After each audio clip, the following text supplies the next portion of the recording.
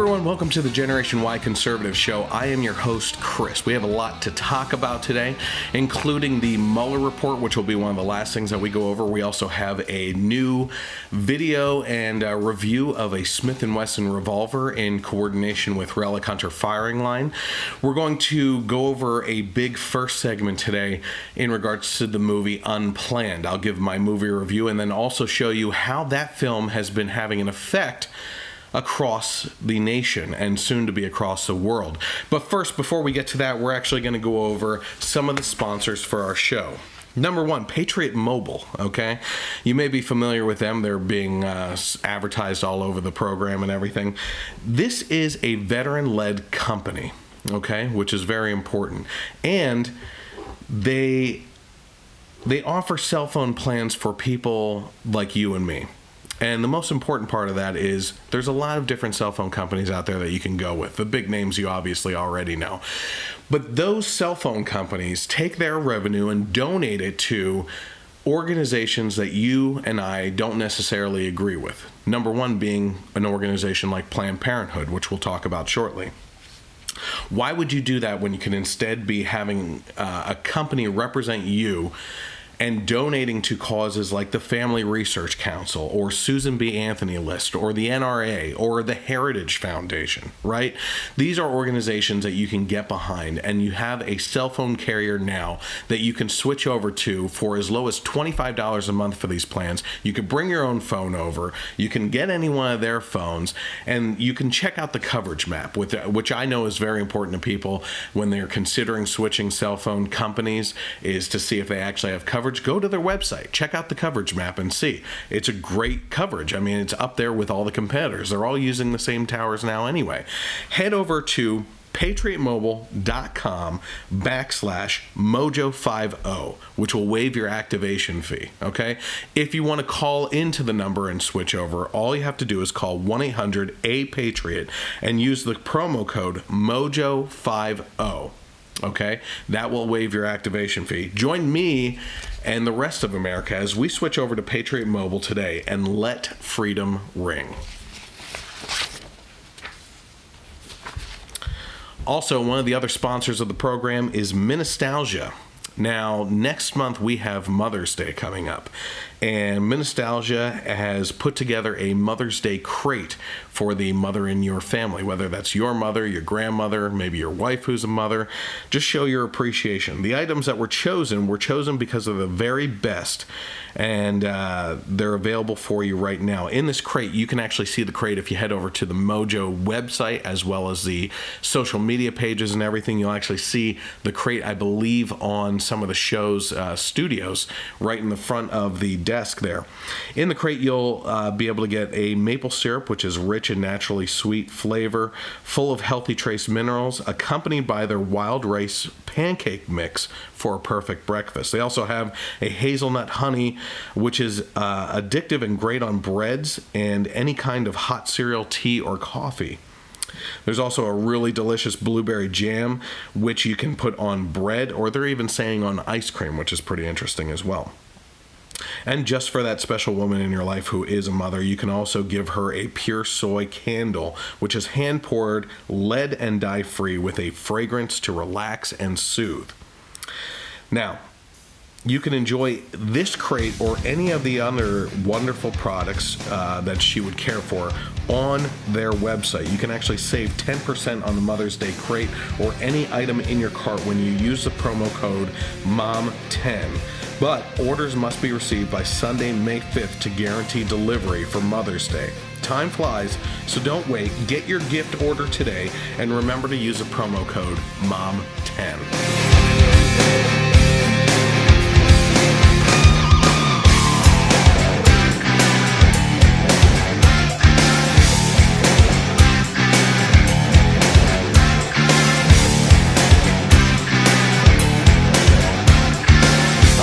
Welcome to the Generation Y conservative review of the movie Unplanned. Based on a true story, Unplanned centers around Abby Johnson, whom, through flashbacks, we learn started her career in Planned Parenthood after accepting false mission statements by the organization's booth on her college campus, which leads her to volunteer at the local abortion clinic as an escort for incoming mothers looking to have an abortion. Abby's ambition and drive to succeed in her job and her naive notion of actually helping women gets her promoted through the ranks to becoming a campus booth person herself, an office worker, and eventually a Planned Parenthood Employee of the Year clinic director.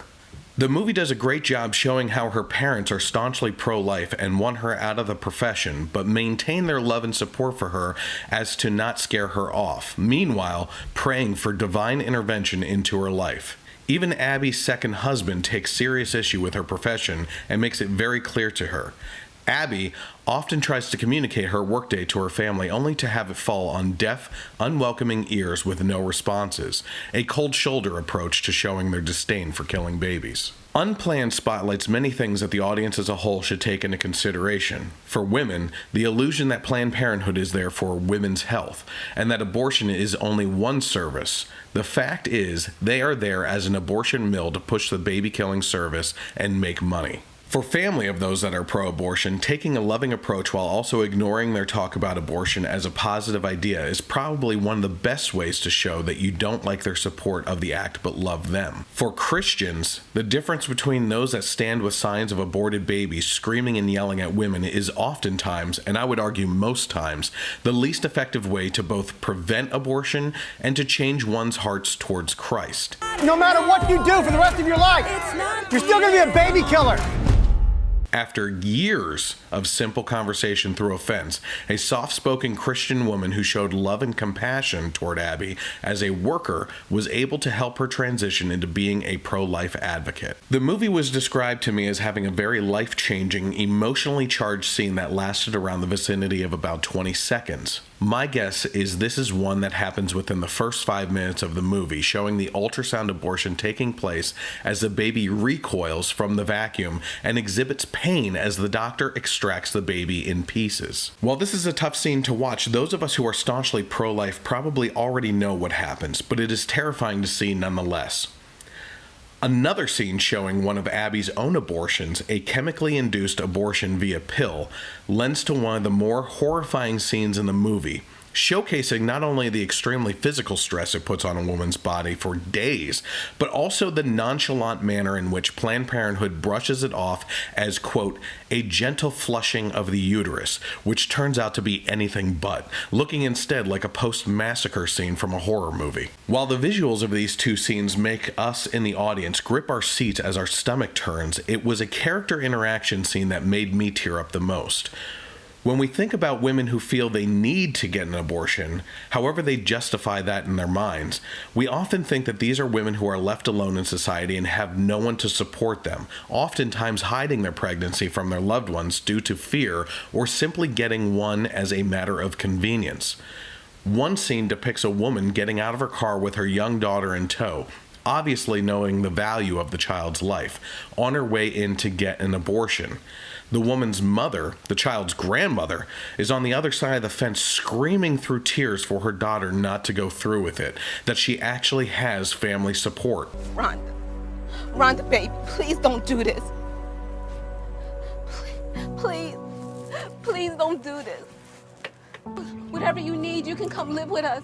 That baby you're carrying is gonna be just as beautiful as Lily.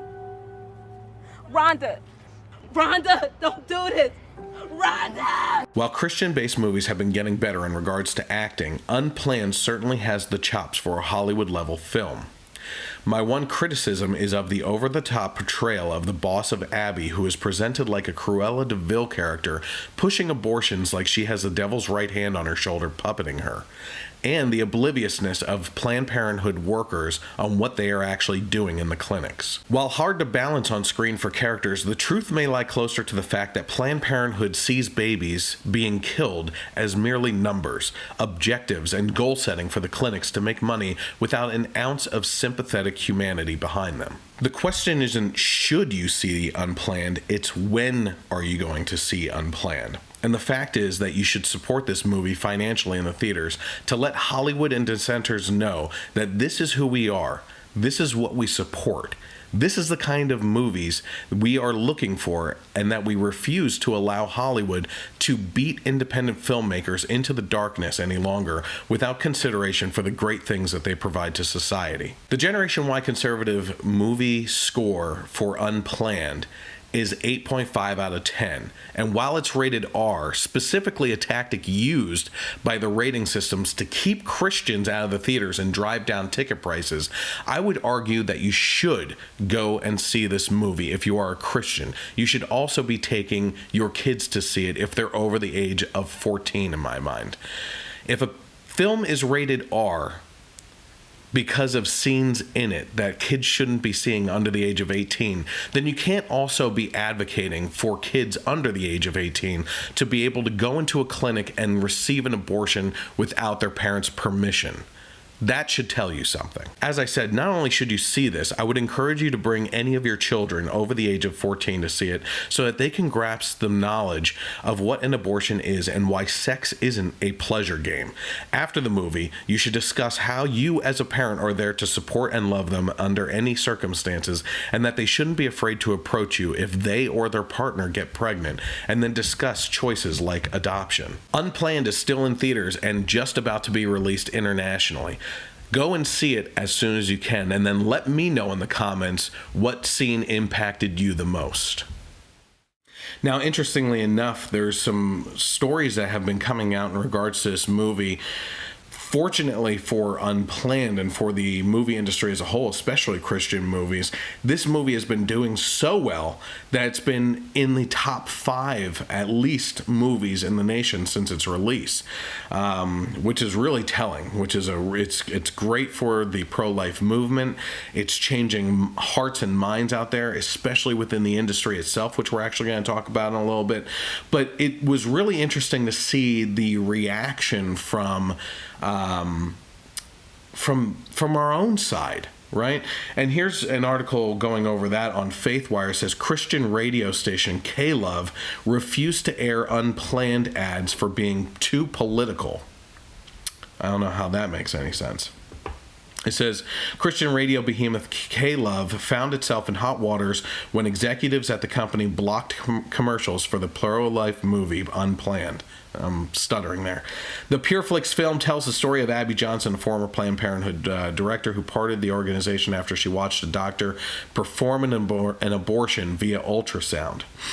In late March, Johnson revealed the Christian radio network had banned ads for Unplanned, claiming the content was too political, which K-Love works to avoid. So K-Love actually responded to this by saying on their Facebook page, K-Love recently reviewed questions regarding how we decide what movies and books we promote. K-Love's purpose is to encourage people in their relationship with Jesus. We focus on positive and encouraging content that is safe for the whole family. We avoid promoting rated R movies. We stand for biblical truth. We have been and continue to be pro-life and believe in the sanctity of life. And Abby Johnson responded to that. They can't seem to keep track of what they actually stand for. Abby Johnson then had an update of her own saying, I have a wonderful update. After meeting again today with one of the Unplanned producers, K-Love Radio has decided to stand up for the unborn and promote Unplanned.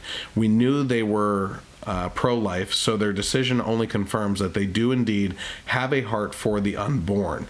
We are thrilled. Thank you to everyone who sent emails encouraging them to promote the film. Your voices were heard. We are strong together, and I am honored to have K-Love on the team. But in a tweet posted late Friday afternoon last week, Johnson said K-Love is still not airing advertisements for the pro-life movie, which debuted in late March. So that kind of sucks. I don't know where that is right now. But as I said, the reason why it was rated R is specifically to keep Christians out of a Christian movie. And it was a tactic. It's a tactic used by Hollywood and their elitists behind the rating system right now to actually keep us from going to see it based on a simple rating.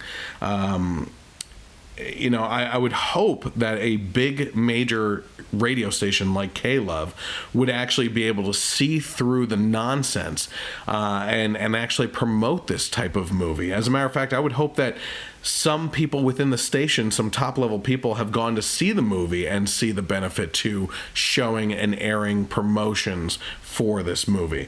But that's not the only thing that's been going on. On a positive note, here's another article from FaithWire. It says almost 100 abortion clinic workers seek to leave industry after seeing the pro-life movie Unplanned.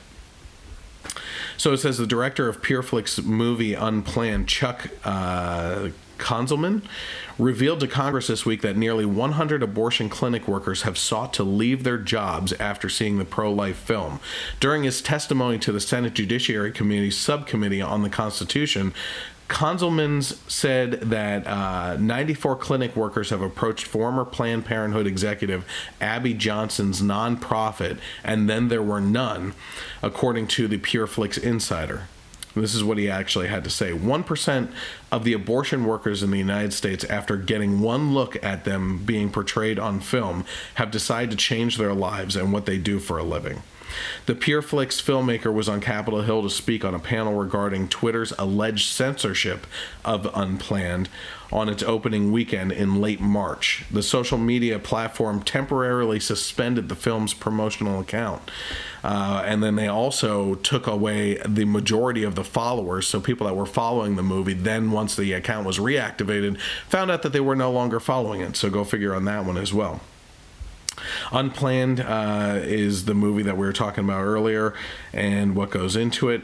Ashley Brachter, the actor or actress who portrays Johnson in the faith-based movie, tweeted on Thursday she receives messages every single day from people whose lives and minds were changed after seeing Unplanned. Here's just one text that was sent to her. Just want you to know that the abortion-minded client I shared your testimony with says she is now looking forward to being a mother. So again, thanks for allowing yourself to be used by God. And she responded, how amazing. Would you please let me know if there is any way that I can help her or support her. Please send her my love and let her know that I am personally so proud of her. The movie itself, Unplanned, has beat box office expectations for its opening weekend and brought in $6.1 million, which was more than doubled the forecasted earnings. In an interview earlier this month with FaithWire, Konzelman said Unplanned was made for such a time as this, noting that the series of pro-abortion bills that have passed state houses across the U.S. in recent months were coming out at a time when the film was already basically in the can and ready to be released. We couldn't have foreseen the rapid developments that are suddenly coming to a head, he said, but we serve a God who could and did. Isn't that amazing how we have seen all these bills in regards to New York with Cuomo coming out for late-term abortions, what happened in Virginia with Governor Northam, who wrapped up in multiple controversies with everything, including either him or one of the people that he was with. It seems like it was him, dressing up in blackface back in the day. All these things that the Democrats keep on getting pissed off about are all things that they themselves get caught with in the past, right? But yeah, we have a nation right now where they lit up the Empire State Building, I think in pink or red or something like that, it should have been red if nothing else, to signify the blood on the hands of these politicians and everything, for the celebration of late-term abortions. Now, in the film itself, Unplanned, there's a scene of the one that I was talking about where they're actually showing the ultrasound, the day that changed Abby Johnson forever, where she actually had to hold the ultrasound tool there to actually see the baby and hold it there for the doctor to be able to suck out the baby in pieces. And it's amazing to me that you can see something like that and still think that it's not a baby, at just a couple weeks. I believe it's like between 8 and 13 weeks, but I think it's closer to 8 weeks. The baby develops a brain and a heart and and central nervous systems completely separate from the mother itself that's carrying the baby. Its own DNA and own features. The moment of conception has already released a genetic minefield of just what that baby is going to end up being, down to all the characteristic traits of the physical characteristics of that child, and when it gets born, and the color of its eyes, the hair, the height it's going to grow up to be, and everything. And it's just amazing to see all these different things come together in such an explosive moment. Sorry for the visual on that, what it could have been led to. But when you see the scene in the movie of the baby recoiling from the vacuum that the doctor puts in towards a baby, you actually see that that you're led down a wrong path, that you were fed false narratives by Planned Parenthood funded education in schools, and by the clinics themselves when women and couples go into the clinics. And one of the scenes in the movie that I didn't mention in the movie review was the POC room, and you'll get a good idea of what the Planned Parenthood considers POC to mean. But in that scene, after an abortion is performed, they have to go and put the pieces into a petri dish and basically reassemble the baby on a petri dish to make sure that they got all the pieces, because if any pieces were left behind, it could cause a major infection in the mother and lead to death if not treated correctly. So they have to make sure that they got all the pieces, and they reassemble these tiny babies in these petri dishes. And the scene is with Abby Johnson taking tweezers and lifting up a baby arm and showing it and everything. And the on a very small scale, you're looking at a human being. And to say in arguments against those that are pro-life that this is just a fetus, as if a fetus is different than a baby, this ability to separate those two things in your mind and make that disconnect just to naively presume that your argument is correct because two different terms are used for the same exact thing is mind-boggling to me. And it's so sad to see what happens in the clinics, that people can support that type of thing, that there's probably people that could be brought to that movie to try and have their mind changed by an individual who cares about that person, to bring them in and see that movie, and that they could sit there and coldly look at the screen and watch this movie and say, yeah, I understand what's going on there, and quite frankly, I don't care. It doesn't really matter. That's a cold-hearted person. It's someone who it has lost their soul. When you see what happens in the movie as far as the women that go into Planned Parenthood to have abortions, it would be one thing if they were coherent throughout the process and actually watching everything that's going on, seeing the ultrasound of this baby moving around and recoiling from the pain and lashing out as it's being sucked up into a tube, or any of the other things, watching the blood flowing through the tubes as they suck up the pieces of this baby and everything. But what you also realize is when you're watching this film is that these girls are drugged up and left after the procedure in a room where they're all just sitting on plastic chairs in gowns, and left to come back to their senses, and that they don't really realize what they went through, physically speaking, the stress on their bodies that they went through. And it's just amazing to me. But the good news is that there's a lot of people that are changing their mind on what abortion is, that there's people leaving the industry, which is fantastic. Maybe they could shed a light as they come across to the other side. And that, to me, this movie is what we need to be doing. It's what we need to be putting out there. I believe that the overturning of Roe v. Wade can't happen until the majority of hearts and minds are changed on what abortion actually is. Overturning the whole thing would actually lead to animosity between the two sides and further divide the nation.